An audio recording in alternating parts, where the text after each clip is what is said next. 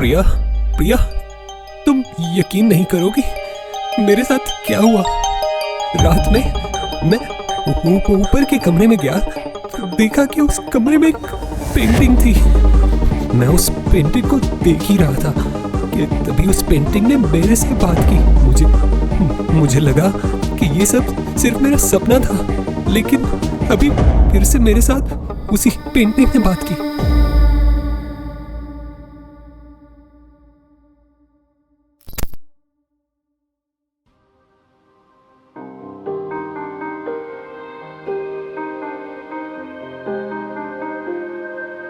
राज और प्रिया की शादी को बस कुछ ही महीने हुए थे कि उन्होंने खुद का घर खरीदने का फैसला किया। राज की नौकरी में उसे अच्छे खासे पैसे मिलते थे, सो उन्होंने सोचा कि एक बड़ा घर खरीदे ताकि आगे चल के वो वहां अपना एक खुशहाल सा परिवार बना सके। लोगों से जांच पड़ताल करके उन्हें एक घर भी मिल गया, जो बड़ा तो था ही, बस शहर से थोड़ा दूर था।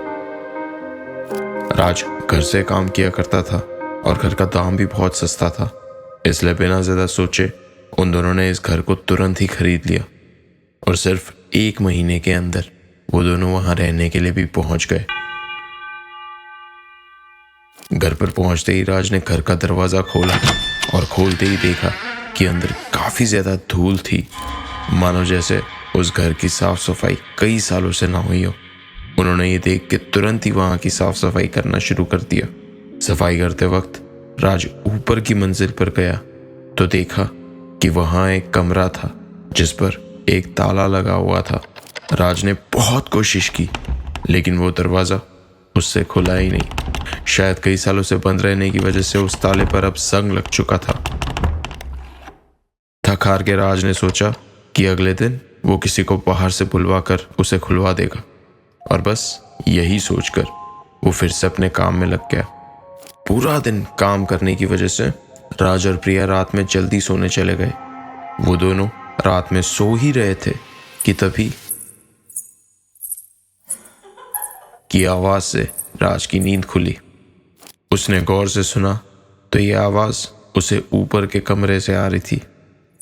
राज जब ऊपर पहुंचा तो उसने देखा कि वही कमरा जिस पर सुबह ताला लगा हुआ था, वो कमरा अब खुला हुआ था।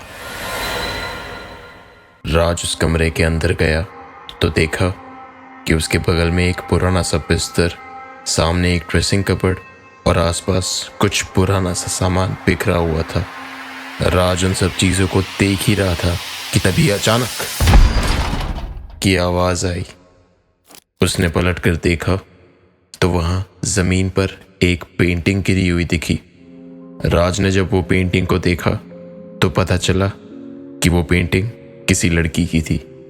वो पेंटिंग इतनी खूबसूरत थी कि राज भी उस पेंटिंग में कुछ पलों के लिए खो गया, लेकिन फिर उसने उस पेंटिंग को दीवार पर टांग दिया और फिर नीचे की ओर चल दिया। राज बस पलटा ही था कि तभी उसे एक आवाज आई जिसने उसे कहा, आखिर लौट कर तुम मेरे पास वापस आ ही गए ना। कहा था ना कि मैं तुमसे कभी दूर नहीं जाऊंगी। राज ने पलट कर देखा तो उस कमरे में और कोई नहीं था, थी तो बस वो पेंटिंग, जिसे देखकर ऐसा लग रहा था कि मानो उसकी नजरें बस राज को ही देख रही है। राज इस हादसे से इतना डर गया कि तुरंत ही अपने बिस्तर से नीचे की ओर गिर पड़ा। आंख खुली तो राज को एहसास हुआ कि ये सब सिर्फ उसका एक बुरा सपना था और कुछ नहीं। सुबह उठा तो देखा कि कमरे पर तो अभी भी ताला लगा हुआ था, जिसे देख राज ने राहत की सांस ली। लेकिन जब चाबी वाले से उस कमरे को खुलवाया तो राज की वही सांस 2 पल के लिए रुक गई, क्योंकि अंदर सामान ठीक वैसे ही था जैसा राज ने कल रात अपने सपने में देखा था। ये कैसे मुमकिन था कि जैसा कमरा राज ने सपने में देखा था, ये कमरा ठीक वैसे ही था। बगल में बिस्तर, सामने ड्रेसिंग कबर्ड, आसपास पुराना सा सामान और दीवार पर टंगी हुई वो पेंटिंग। राज इस पहेली को समझने की कोशिश ही कर रहा था कि तभी उसे उस पेंटिंग से एक आवाज आई। तुम्हें क्या लगा था कि रात में जो हुआ वो सब सिर्फ एक सपना था? कहा था ना कि मैं तुमसे कभी दूर नहीं जाऊंगी। राज ये देखकर बहुत ज्यादा डर गया और पागलों की तरह चिल्लाकर नीचे आया तो देखा कि प्रिया सामने ही थी। प्रिया को राज ने अपनी डरी हुई आवाज में कहा, प्रिया, प्रिया, तुम यकीन नहीं करोगी मेरे साथ क्या हुआ। रात में मैं ऊपर के कमरे में गया तो देखा कि उस कमरे में एक पेंटिंग थी। मैं उस पेंटिंग को देख ही रहा था कि तभी उस पेंटिंग ने मेरे से बात की। मुझे लगा कि ये सब सिर्फ मेरा सपना था, लेकिन अभी फिर से मेरे साथ उसी पेंटिंग ने बात की। प्रिया कुछ कहती उससे पहले उसने देखा कि राज का शरीर डर के मारे बहुत गर्म हो चुका था, जिस कारण उसकी तबीयत बिगड़ चुकी थी। इसलिए प्रिया ने उससे बहस न करके उसे दवाई देकर सोने के लिए भेज दिया। प्रिया को राज की ये हरकत कुछ समझ में नहीं आ रही थी, जिस कारण उसने अपनी सहेली स्नेहा को फोन किया और ये सब बातें उसे बताई, जिसे सुनकर स्नेहा ने कहा, देख यार, तू मेरी दोस्त है, सो मैं तुम्हें डराना नहीं चाहती, लेकिन असल में मैंने कई बार लोगों से सुना है कि तुम्हारे घर का इलाका हॉन्टेड है। आई नो ये सब बेतुकी बातें हैं, बट राज की ऐसी हालत देखकर मुझे डर लग रहा है कि कहीं ये सब सच तो नहीं। एनीवे, मुझे घर के काम से बाहर जाना है, सो मैं तुझे बाद में कॉल करती हूँ, मगर तुम दोनों अपना ख्याल रखना, ओके? स्नेहा की ये बात सुनकर प्रिया भी अब थोड़ी सी डर गई और ये सब हो क्या रहा था ये सोच ही रही थी कि तभी राज वहां आया और आकर प्रिया को कहता है, क्या यार प्रिया, तुम तो इतनी डरपोक निकली। मैं तो बस तुम्हारे साथ एक छोटा सा प्रैंक कर रहा था और तुम हो के इतनी सी बात हुई नहीं कि अपनी दोस्त से मेरी शिकायत कर दी। अच्छा चलो, आई प्रॉमिस मैं ऐसा फिर से तुम्हारे साथ नहीं करूंगा। बस फिलहाल मुझे कुछ खाने को तो दो, मैंने सुबह से कुछ नहीं खाया है। राज की ये बात सुनकर प्रिया की सांस में सांस वापस आई और वो किचन में जाकर खाना बनाने लग गई। लेकिन जब प्रिया खाना लेकर राज के कमरे में आई तो प्रिया ने जो देखा उसे देखकर उसे अपनी आंखों पर विश्वास ही नहीं हुआ।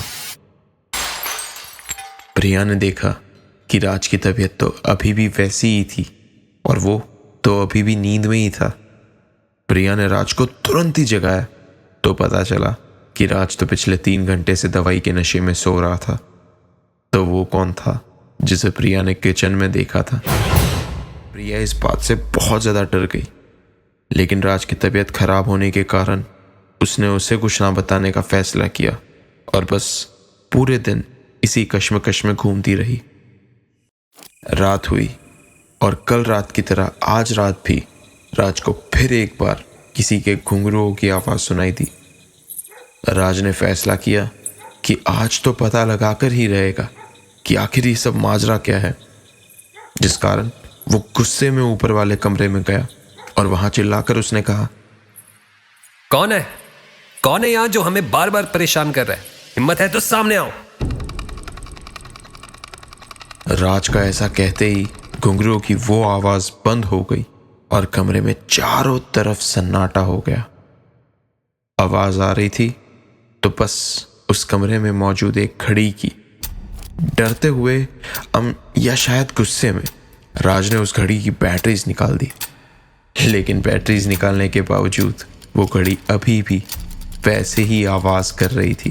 राज उलझन में ही था कि तभी उसे एक आवाज आई जिसने उससे कहा, ये तो बस शुरुआत ही थी। कहा था ना कि तुम जो चाहे वो कर लो, लेकिन मैं तुमसे कभी दूर नहीं जाऊंगी। राज को अब यकीन हो गया था कि ये पेंटिंग ही इन सब फसाद की जड़ है और इसे जलाना ही बेहतर होगा। राज ने जैसे ही माचिस चलाई वैसे ही उस कमरे में एक जोर का हवा का झोंका आया और वो माचिस की तीली वहीं पर बुझ गई। राज ने डरते हुए दूसरी माचिस की तीली जलाई और पेंटिंग को जलाना बस अभी शुरू ही किया था कि तभी राज के सर पे किसी ने जोर से हमला किया, जिस कारण राज वहीं पर बेहोश हो गया। सुबह प्रिया जब उठी तो उसने देखा कि राज उसी पेंटिंग वाले कमरे में जमीन पर गिरा हुआ था। लेकिन ताज्जुब की बात तो ये थी कि जिस पेंटिंग को राज ने माचिस से रात में जलाया था, वो पेंटिंग बिल्कुल वैसे ही सही सलामत दीवार पर टंगी हुई थी। प्रिया ने राज को उठाया तो राज को रात के बारे में कुछ भी याद नहीं था। लेकिन घर के ऐसे हालात देखकर प्रिया ने डिसाइड किया कि वो दोनों अब इस घर में एक पल भी और नहीं बिताएंगे और तुरंत ही इस घर को छोड़कर कहीं दूर चले जाएंगे। राज ने भी प्रिया की बात में हामी भरी और वो दोनों ने उस घर को छोड़ दिया। लेकिन घर छोड़ते वक्त राज आखिरी बार वही कमरे में गया जिस कमरे में वो पेंटिंग थी। लेकिन इस बार उस पेंटिंग को देखकर उसके चेहरे पर एक हल्की सी मुस्कुराहट थी और उसने मुस्कुराते हुए उस पेंटिंग को कहा, मैं भी तुमसे कभी दूर नहीं जाऊंगा। और बस इतना कहकर वो प्रिया के साथ इस घर को छोड़कर हमेशा के लिए कहीं दूर चला गया। तो दोस्तों, ये थी हमारी आज की कहानी।